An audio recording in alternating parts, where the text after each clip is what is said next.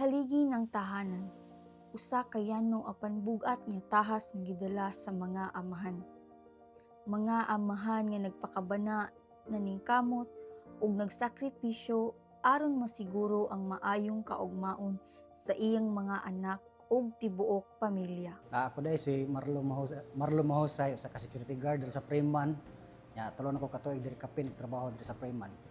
Para sa ako ang anak ug sa akong pamilya. Sama na lang ni Kuya Marlo, usa ka security guard sa The Freeman. Samtang iyang gibarugan ng iyang katungdanan isip usa ka trabahante, bitbit ni Kuya Marlo ang istorya sa iyang kinabuhi ug sa iyang pamilya. Mga istorya sa kalisod, kasakit ug kaharuhay. Agipon mi og kanang kalisod sa financial mo nga nahagit ko pag panarbahog sa tarong para sa akong pamilya. Siyempre kanang moang trabaho di magpermanente ang atong trabaho na time nga mawad ang trabaho. So karon nga naay kay trabaho akong giampingan akong trabaho para maharuhay ako ang pamilya. Pandili tanan nga pagsulay nga giatubang ni Kuya Marlo makita sa uban. Samtang padayon siyang naningkamot aron matubag ang panginahanglan sa pamilya, aduna siya gidaladala nga kasakit sulod sa dugayng panahon. Ang pagkawala sa iyang usa ka anak nga dili gyud sayon dawaton ug kalimtan. Pinakadakong leksyon ako sa akong kinabuhi nga na isip sa akong kaamahan ang pagkamatay sa akong bata nga manghuran akong bata. Namatay siya, di ako na leksyon nga karon ang focus na ako sa pamilya ni gid siya. Paano niya, special child mangod siya. Special child siya, so dako siya nga di siya kamumulakaw hinana niya. Mahugin siya mapasagdan tungod sa kabisi po namong ako asawa na pay trabaho. Niya naabot nga time nga ginumonya siya. Parang siya ko matay siya. May pinakadakong leksyon sa akong kinabuhi. So karon naman ko usa nga ang kamugulangan, ang focus ginako karon gikan sa trabaho. Akong gigahin nga oras para lang sa akong mga anak.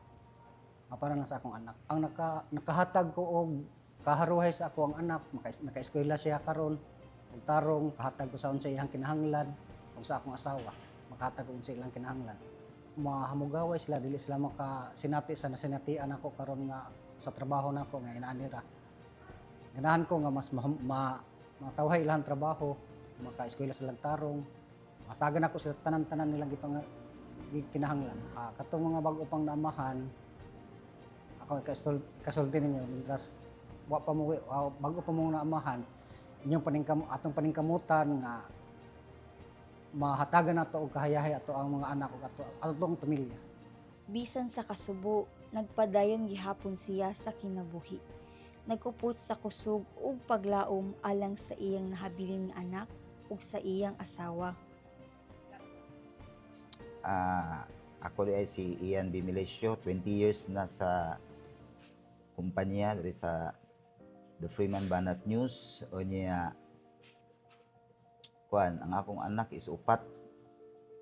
Ang edad is 22, 21, o niya 18 o 14 years old, akong youngest. Kuan ko kanang disciplinarian, at the same time maamumahon gyapon ko kay ngano bisag dagkon ako mga anak. Dagkon ako mga anak ha, mga daga na og mga dili na mga minors. Ako pagyapon na silang gakson. Akong sutiyag I love you. Di ko mauwaw nila mga istorya. Pero mga saba sad ko nila kung mamali sila.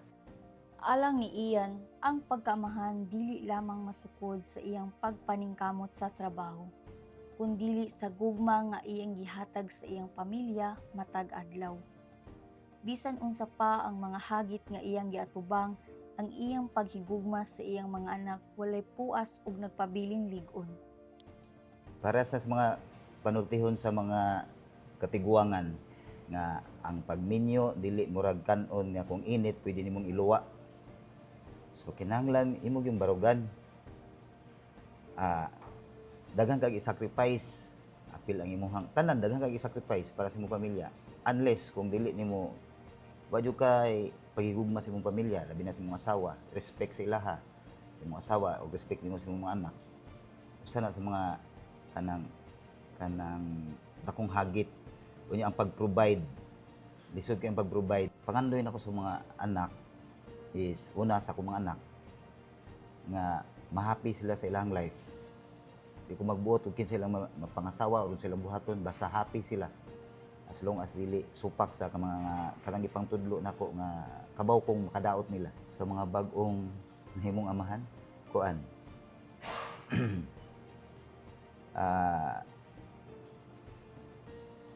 Di po sila musud unta. Di po sila musud ilang unaon makadaghan.